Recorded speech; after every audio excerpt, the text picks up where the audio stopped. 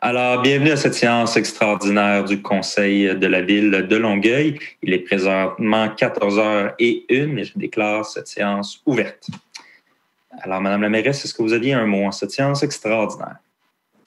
Oui, en fait, Monsieur le Président, juste remercier l'ensemble des élus qui ont pu dire présent pour ce conseil extraordinaire parce que un des points sur lesquels nous devrons nous prononcer, c'est une aide financière à 12 organismes qui ont exprimé leurs difficultés par rapport à leur bail. Vous savez, au printemps dernier, nous avions déjà donné 200 000 en collaboration avec Centraide du Grand Montréal. Les gouvernements fédéraux et le gouvernement du Québec ont aussi donné à des organismes, mais ça ne suffit pas toujours. Alors, plusieurs organismes ont levé la main pour dire, écoutez, on aurait besoin d'un petit coup de pouce. Pourquoi on le fait en séance extraordinaire? Parce qu'on souhaitait que ça se fasse avant Noël, pour qu'ils puissent recevoir ces sommes-là rapidement. Et il y en a 12, là, je ne les nommerai pas parce que j'imagine que tout à l'heure, on va les nommer. Et c'est parce qu'ils ont, ils ont exprimé clairement que leur pérennité était mise en péril. Donc, c'est pourquoi on a décidé de faire ce COX-là rapidement pour être en mesure qu'ils voient un peu de lumière au bout du tunnel pour le temps des fêtes. Mais si jamais certains élus avaient d'autres organismes qui avaient des problèmes de liquidité quant au paiement de leur bail, eh bien, rien n'est impossible. On disait juste que ceux-là se sont exprimés, ont été contactés par les services et on a réussi à trouver les sommes nécessaires pour leur venir en aide. Alors, sur ce, Monsieur le Président, bon conseil. Merci, Madame la mairesse. Tout simplement, avant de commencer, comme vous aviez dit, on remercie tous ceux qui ont pu se rendre disponibles aujourd'hui. Je vais simplement préciser pour Madame Metier, elle n'a pas pu être ici pour des raisons personnelles. J'ai reçu un appel ce matin, là, donc raison très, très légitime. Alors, on lui souhaite bonne chance au courant de sa journée. On a 2 points seulement à l'ordre du jour, mais on va débuter avec la période de questions du public. Alors, Madame la greffière, si vous voudriez bien lire la question. Oui, c'est une question de Justin Grenier au sujet de l'étalement urbain. Bonjour. La crise de la COVID-19 n'étant qu'un élément supplémentaire découlant de l'empiètement des activités humaines dans les écosystèmes naturels, que compte faire la Ville pour réduire l'étalement urbain et ses conséquences au cours de la prochaine année? Est-ce que je ne me trompe pas en disant que c'était la seule question, Mme la greffière? C'est la seule question que j'ai reçue moi aussi. Oui. Parfait. Alors, M. Bouchard? Oui, merci, M. le Président. Écoutez, ça fait déjà, on pourrait dire, quelques années que la Ville va de l'avant sur toute une question de planification urbanistique en lien avec de la densification. Donc, qui dit densification dit lutte contre l'étalement urbain. Commençons d'abord par, il y a eu un schéma d'aménagement à l'échelle de l'agglomération qui a été adopté il y a quelques années. Ça, disons que c'est une, si on peut imaginer ça, c'est une vue à 50 000 pieds dans les airs. Donc, une planification de l'urbanisme mais de très haut niveau.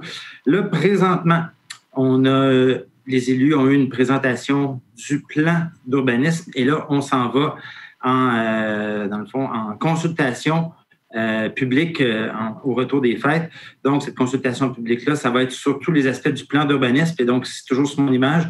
Là, on grossit la loupe. Puis, un plan d'urbanisme, là, c'est une vue à peu près à 30 000 pieds au-dessus des airs. Et il va s'enchaîner par la suite lorsque le plan d'urbanisme aura été entériné par les élus de cette Assemblée. Bien là, on passera à la refonte réglementaire où est-ce que là, dans le fond, tout ce qui a été vu au niveau, au schéma d'aménagement, au plan d'urbanisme, bien là, ça va venir se concrétiser par des règlements. Donc, tout ça pour dire qu'il y a une planification urbanistique qui se fait déjà depuis longtemps. En ajoutant à cela, il y a des projets qui sont, dans le fond, parallèles à tout ça, parce qu'on ne peut pas attendre nécessairement que le plan d'urbanisme soit adopté, que la réforme réglementaire soit adoptée pour avancer dans d'autres dossiers de densification. Donc, il y a tout d'abord un projet qui est, dans le fond, qui est le développement d'entre-villes autour du métro Longueuil.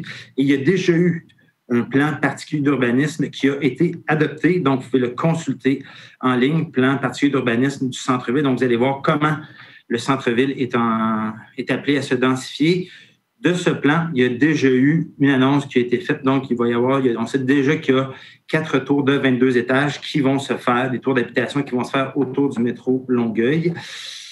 Dans une autre partie, où est-ce qu'il y avait les anciens terrains de l'usine Pratt, donc il y a le Roland-Terrien, où il va y avoir aussi un développement qui va de densification, c'est-à-dire que dans le fond, il va y avoir plusieurs, ce ne sera pas des maisons de type unifamilial, mais plutôt du bi-tri puis multilogement. Donc, tout ça pour vous dire que ce soit, on ajoute le dossier du centre-ville, le dossier du pôle Roland-Terrien, c'est une densification de 15-20 000 personnes qui vont venir s'établir dans ce secteur-là. Et entre les deux, ben, ça prend du transport structurant.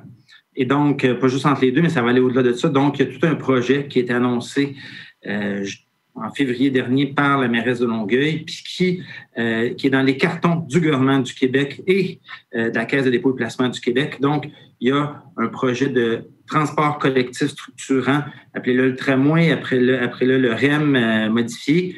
Donc, il y a un projet structurant qui irait dans le fond, du cégep Édouard-Montpetit, en passant par le nouveau centre-ville et qui ferait le boulevard Tachereau. Donc, ça serait, avec tout ça, mais en sorte, il viendrait, dans le fond, tous des projets de densification autour de l'axe du tramway. Donc, je peux vous dire que c'est un peu dans notre ADN, la lutte à l'étalement urbain. Puis, je veux dire, on pourrait continuer encore longtemps, mais disons que j'ai essayé de résumer toutes les actions qui sont faites en cette matière. Merci, M. le Président. Merci, M. Bouchard. Est-ce que quelqu'un d'autre voulait répondre à cette seule et unique question de cette séance extraordinaire? Alors, on peut continuer, Mme la greffière. Excusez-moi, j'ai omis de faire l'adoption de l'ordre du jour avant de passer à la période des questions. Alors, pour ce qui est de l'adoption de l'ordre du jour, c'est adopté. On continue à la rubrique des finances en 4.1, justement pour l'autorisation de versement pour les 12 organismes. Madame la greffière. Oui, on propose d'autoriser le versement d'une aide financière à 12 organismes reconnus par la Ville pour les soutenir dans le contexte de la pandémie de COVID-19 et de répartir la somme de 100 000 taxes comprises de la façon suivante. 3 200 à les Chevaliers de Colomb du Conseil VJC Longueuil numéro 3967, 6 400 à Club de soccer de Saint-Hubert, 15 000 à Le Foyer Saint-Antoine de Longueuil, 12 000 à Groupe Scout de Longueuil, district Saint-Jean, 24 700 à Groupe Scout de Saint-Hubert, district Saint-Jean, 1 700 à la Compagnie des philosophes, 6 700 à Les Barbes à Parents, 4 100 à Métiers et Traditions, 9 100 à École des arts de la Seine aux voix nos visages, 9 100 à Pro-Voc, 4 000 à Théâtre Motus et 4 000 à le Vocalo Atelier d'art de Longueuil. Merci beaucoup, Mme la greffière. Pour ce qui est du 4.1, c'est adopté. On continue à réglementation et affaires juridiques en 8.1, l'adoption du règlement sur les permis et certificats. Mme la greffière. Oui, le but du règlement est d'exiger lors des demandes de permis de lotissement pour des opérations cadastrales ou des certificats d'autorisation pour démolition. Donc, on va exiger en plus des documents habituels une copie de permis de construction ou de la résolution qui approuve le plan d'implantation d'intégration architecturale. Et donc, on propose l'adoption du règlement CO 2020-36. Et c'est adopté. On continue. Nous en sommes maintenant à la période d'intervention des membres du Conseil. Nous allons débuter par M. Lemire. Merci, M. le Président. Je sais que c'est une spéciale, mais j'aurais 2-3 petits points, M. le Président, à rafraîchir, parce qu'on m'a repris à la dernière séance du Conseil quand j'ai parlé du site Internet de la Ville. Fait que, regardez, je ne ferai pas une demi-heure là-dessus, mais si on va dans les matières organiques, on cherche les secteurs, parce que quelqu'un m'a appelé aujourd'hui, les secteurs ne sont pas là, les arrêts ne sont pas là, c'est marqué page n'existe pas. Fait que, on peut corriger certaines choses, mais on ne peut pas tout corriger. Regardez, ça ne fonctionne pas encore. Et là, le citoyen m'a demandé, il dit, comment ça se fait que tu as parlé que vous étiez 30 personnes? 30 personnes, que j'ai dit la semaine passée qu'on était plusieurs. Puis vous n'êtes pas juste 15, 16 conseillers? Ah, OK, je n'ai pas été assez précis. Parce qu'en Zoom, oui, les citoyens vont voir les élus avec l'administration, greffe et tout. Là. On est à peu près maximum 17 à peu près. Mais des gens qui ont accès à ce qu'on fait présentement. Aujourd'hui, présentement, là, il y en a 27 personnes. Alors, il y a les attachés politiques, le cabinet, il y a l'administratif, il peut y avoir aussi la comptabilité, les travaux publics. Alors, tous les services de la Ville qui ont eu l'accès, maintenant, voient en direct de qu'est-ce qu'on fait. Alors, quand on pose une question, mais c'est certain, il y a des gens qui travaillent pour répondre à la personne qui va parler presque à la fin. J'ai parlé la semaine passée aussi des patinoires extérieures.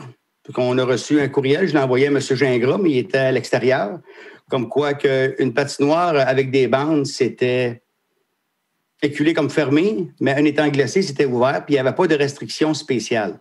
Fait que si on veut que nos enfants qui peuvent faire un petit sport, qui est accessible à tout et pas loin, mais je pense qu'il faut y penser encore. On a encore le temps parce que une fois que les fêtes commencent, il va être rendu trop tard.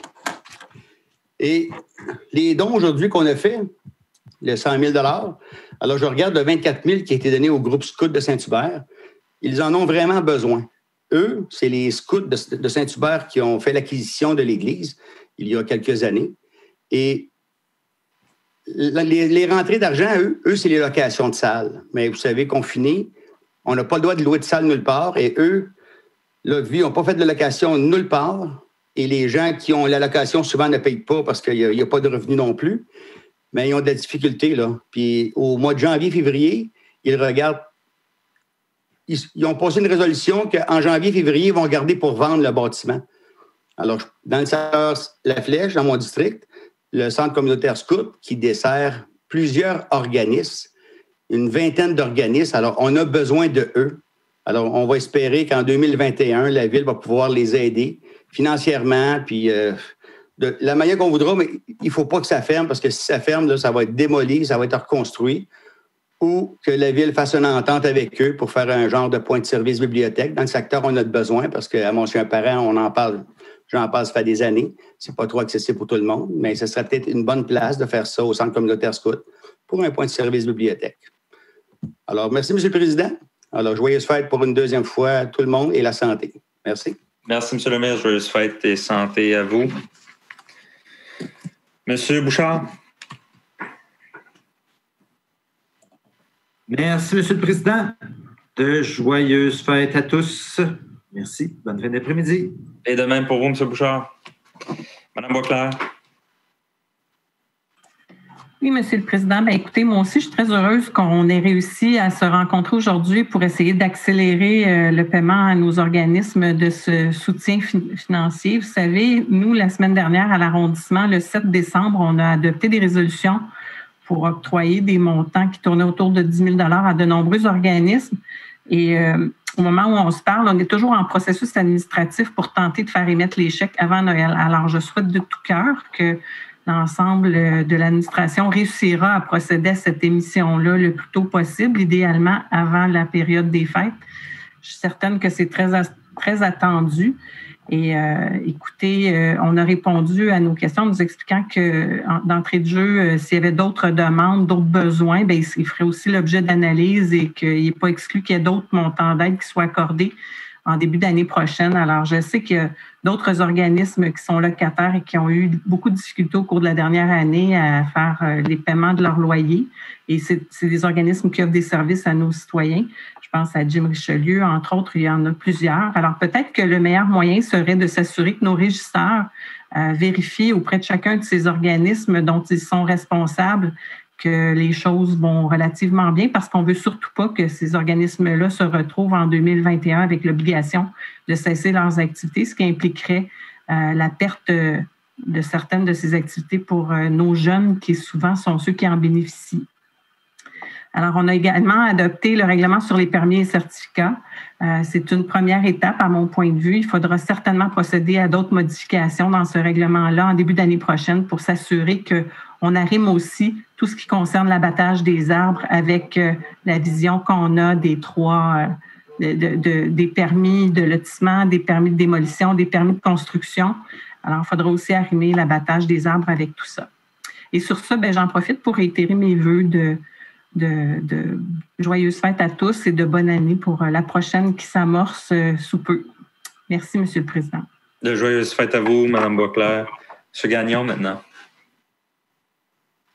Oui, merci, M. le Président. Mais tout d'abord, peut-être juste un aparté aussi pour les patinoires, encore de dire que c'est dommage. On ne vous entend pas très, très bien, M. Gagnon. Je ne sais pas si c'est possible pour vous de monter le volume de votre micro. Tout à fait. Est-ce que vous m'entendez mieux? Beaucoup mieux, M. Gagnon. Voilà, donc j'allais dire, Monsieur le Président, tout simplement que moi aussi, j'aimerais peut-être faire un petit mot par rapport aux patinoires. Je pense plus particulièrement dans mon district au parc des Sureaux. On est habitué, pour ceux qui connaissent bien ce petit coin-là, énormément d'enfants qui allaient jouer, qui vont jouer dans ce parc. Donc, ultimement, cette année, n'auront pas de patinoire. Donc, c'est tout de même dommage, malgré toutes les bonnes explications que nous avons eues. Je comprends que nous avons fait le maximum. Encore, je crois qu'aujourd'hui même, là, ou demain ou après-demain, le gouvernement va peut-être annoncer justement que inviter les gens à aller plus sur faire des jeux d'hiver en famille. Donc, on verra bien si notre option Longueuil, on a pris la bonne option au niveau des patinoires. Sinon, j'aimerais souhaiter bien évidemment de joyeuses fêtes à l'ensemble des citoyennes et des citoyens de Longueuil. Pensez à nos personnes seules. Il y a tous les moyens technologiques, bien évidemment, pour entrer en contact avec eux. Mais il y a aussi le bon vieux téléphone, Monsieur le Président, qui peut faire toute la différence dans une journée, remplir le cœur de plusieurs personnes qui sont seules. Donc, joignez-vous à moi. Mais je vais faire en sorte moi-même de faire plusieurs appels à des citoyens de mon district qui sont seuls. Je pense que c'est une des façons qu'un élu peut aider aussi et de mettre un petit peu de bonheur dans cette période des fêtes. Et on va se souhaiter un petit peu de neige, Monsieur le Président. C'est plus facile des fêtes avec la neige, donc sur notre territoire, bien évidemment. Alors, à vous tous, membres du Conseil, je souhaite des joyeuses fêtes. Merci beaucoup. Monsieur Gagnon, alors en effet, on souhaite ce miracle de Noël que d'avoir de la neige. Hein? Alors, M. Miles, maintenant. Merci, M. le Président. Moi aussi, j'aimerais toucher sur les patinoires extérieurs, surtout l'autre côté de Tachereau, le parc René Veillette. Si la Ville pourra faire quelque chose là pour les citoyens qui ne sont pas obligés de traverser le boulevard Tachereau. Ça, c'est sûr et certain, si, comme les autres collègues ont dit, si on peut faire quelque chose avec les travaux publics pour faire plaisir à nos citoyens d'arrondissement de Greenfield Park, ça serait un grand plaisir pour tout le monde. Aussi, pour notre site web, on a encore des petits problèmes. Peut-être ce serait bon que peut-être on peut rejoindre avec Max Gingras ou quelqu'un d'autre de la Ville pour s'asseoir, pour discuter des problématiques de notre site web, peut-être des 3 présidents d'arrondissement. Ils pourront peut-être rapporter des questionnements de leurs collègues au travail aussi pour le site web. Je pense, où est-ce qu'on est rendu aujourd'hui, bientôt 2021, on devrait avoir un site web qui n'aura aucun problématique du tout. On devrait avoir un bon fonctionnement pour les citoyens. User-friendly, excusez l'expression, mais c'est pas vraiment user-friendly à ce moment ici. I'd like to take the time to wish everybody a Merry Christmas and a better 2021 and a Happy New Year at the same time. J'aimerais souhaiter tout le monde un joyeux Noël, une bonne année, surtout un meilleur 2021. For our website, it's very important that we look at this. Some of our colleagues in council should sit together with some of the people from the city to make sure that it be more user-friendly for all our citizens in the city of Longueuil. And also for our skating rinks on the other side of Tachereau Boulevard at Parc René Veillette. It would be nice if the mayor and her colleagues could make a little bit more better function that the citizens on the other side of Greenfield Park on Tachereau could have a skating rink outside. Thank you very much. Merci beaucoup et joyeuse fête tout le monde. Merry Christmas to everybody. Et bonne fête, joyeuse fête à vous, Monsieur le Président. Et une bonne année, toi et ta famille aussi, et tous mes collègues du Conseil. Bye. Merci beaucoup, M. Miles. Et joyeuse fête à vous, M. le Président de l'arrondissement de Greenfield Park, à toute votre équipe et à tous vos citoyens. M. Lanctot, maintenant. Merci, M. le Président. Pardon. Vous savez, M. le Président, au cours des derniers mois, nous nous sommes fait dire que la création d'un fonds local d'urgence pour soutenir les organismes n'était pas possible à Longueuil. Cet après-midi, je me fais le porte-parole de tous mes collègues à l'opposition pour vous dire à quel point nous sommes soulagés qu'on ait trouvé une alternative avant la fin de l'année. Le versement d'une aide était nécessaire pour soutenir certains organismes dont la mission n'était pas été jugée prioritaire par l'aide gouvernementale, mais dont le travail est néanmoins essentiel pour le tissu social de la ville de Longueuil. Même si toutes les premières doses d'un vaccin viennent d'arriver au Québec, les effets de la pandémie seront avec nous pour encore plusieurs mois. Aujourd'hui, 12 organismes se partagent 100 000 $, mais nous devrons rester vigilants pour nous assurer que d'autres organismes pourront bénéficier d'une aide similaire si le besoin se faisait sentir. À ceux et celles qui s'inquiéteraient du coût de l'aide que Longueuil apporte à la communauté, sachez que le coût de ne rien faire serait beaucoup plus grand. J'aimerais dire merci à toutes nos équipes qui ont rendu cette aide possible. Merci au Conseil de ville de l'avoir approuvé. Et finalement, M. le Président, merci à vous pour ce temps de parole. Et je souhaite de joyeuses fêtes à tous les collègues de l'Assemblée. Alors, passez des joyeuses fêtes. Merci. Merci beaucoup, M. Lanto. Je vous souhaite de même de très joyeuses fêtes à vous et à votre famille. On continue avec M. Lécuyer. Merci, M. le Président. Écoutez, tout simplement, joyeuses fêtes à tous. Bonne journée. Bonne journée, joyeuses fêtes à vous, M. Lécuyer. M. Théberge. Merci, M. le Président. Alors, à mon tour de souhaiter des joyeuses fêtes à tous les citoyens, à tout le personnel de la ville de Longueuil. Et évidemment, souhaitons-nous une meilleure année 2021. Donc, voilà. Merci, M. le Président. Merci, M. Théberge. Je pense que vous ne serez pas le dernier à souhaiter de joyeuses fêtes, mais je vous en souhaite tout de même à vous aussi. Alors, M. Poitras, maintenant. Oui, M. le Président, merci. D'abord, sans être redondant, je prends la balle au bon de M. Maire, aussi en passant, et d'autres élus. Au niveau des patinoires, au niveau du parc de la Cité, ça va être ouvert pour cet hiver. Le parc Immaculée Conception, la patinoire permanente va être ouverte aussi. Fait que comment je peux vous dire ça? Ben, on se revoit l'année prochaine, alors bonne année à tous. Merci. Bonne année, M. Poitras. Merci beaucoup. M. Boivin. Oui, alors, merci, M. le Président. Évidemment, je me réjouis là, de voir que la Ville contribue au mieux-être de la population et en soutien aux organismes. Alors, ça va être une grande aide pour ces organismes qui ont eu beaucoup de misère à passer à travers cette année, et en espérant que l'année prochaine sera mieux. Deux petits points par rapport aux patinoires extérieures. Un questionnement que je me pose, puis que je pense qu'en tant qu'élu et citoyen et ville, il va falloir qu'on se pose un jour, c'est est-ce qu'on va pouvoir faire perdurer les patinoires extérieures à long terme avec les changements climatiques? C'est sûr que c'est de plus en plus compliqué d'entretenir quand même nos patinoires extérieures avec les changements climatiques qu'on a de quelques années. Mais tout de même, quand même, pour cette année, l'année COVID, je me suis entendu que nos patinoires auraient été ouvertes toute l'année. Et quel était mon sursaut vendredi quand j'ai reçu, sûrement d'autres qu'on a dû le recevoir, la mise à jour là, de la QLM, qui dit que pour les dossiers patinoires extérieurs 2020-2021, ils ont fait une petite précision pour être sûr que tout le monde s'entende bien sur les mêmes sujets. Alors, les 2 points qui étaient mis, c'était un registre des présences sur les patinoires et autres surfaces glacées n'est pas obligatoire, mais recommandé pour tous les paliers. L'autre point, les règles pour la surveillance peuvent être les mêmes que les années dernières dans votre milieu. Aucune obligation supplémentaire ne s'applique à cause de la pandémie. Et ça pour tous les paliers. Et en soi, vous pouvez faire comme à l'habitude dans ce dossier. Donc, quand on voit ces 2 points-là, on s'explique mal pourquoi nos patinoires ne sont pas toutes ouvertes. Je sais qu'on parle pour l'arrosage, mais on nous dit souvent que c'est à cause de la surveillance. Alors, la surveillance, elle n'est pas obligatoire si on se fie à la QLM. Alors, merci et passez de joyeuses fêtes à tous. Merci, M. le Président. Merci beaucoup, M. Boivin, de joyeuses fêtes à vous. On continue avec Mme Bastien. Je vous remercie beaucoup, M. le Président.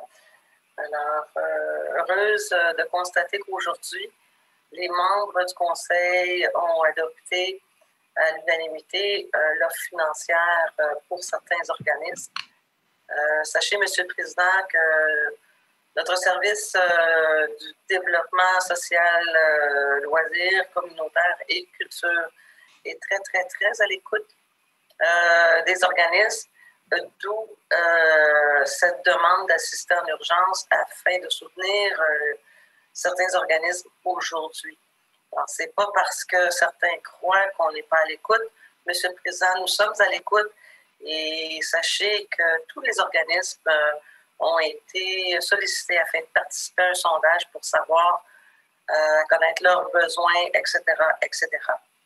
Donc, il est faux, Monsieur le Président, de prétendre qu'on ne serait pas à l'écoute de nos citoyens ou encore de nos organismes communautaires qui desservent nos citoyens les plus vulnérables, Monsieur le Président. Sur ce, je vous remercie. Bonne fin de journée. Joyeuse fête, Mme Bastien. Monsieur Léger. Merci, Monsieur le Président. Bonne fin de journée. Bonne fin de journée, Monsieur Léger. Madame Parent. Oui, ben en fait, bon temps des fêtes à tout le monde et surtout aux citoyens de Longueuil. Et on se retrouve en janvier. Merci, Monsieur le Président. Merci, Mme la mairesse. Alors, à mon tour, de joyeuses fêtes à tous les citoyens. Je vous souhaite beaucoup de repos, beaucoup de santé. On espère que 2021 va nous ramener au point où on était avant cette foutue pandémie. Donc, je vous souhaite à tous le meilleur. Il est 14h28 et cette séance extraordinaire est levée. Merci tout le monde.